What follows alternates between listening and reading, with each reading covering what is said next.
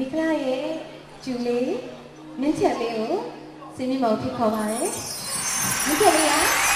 မိခလာလေးကသူ့ကိုမင်းသားခဲ့တဲ့ကျမရဲ့ကျူလေးပါကျမအကိုကြီးဆုံးရဲ့သားလေးပုကူလို့ခေါ်တယ်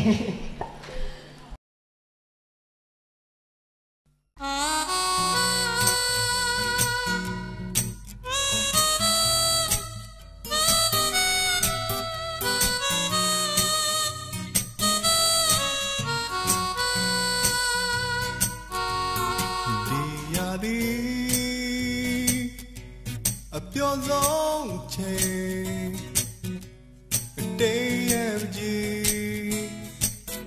အမပြောင်းခြင်းမီရင်လာစွာပြန်လဲတွေ့တဲ့တည်းအမီကိုရူညီ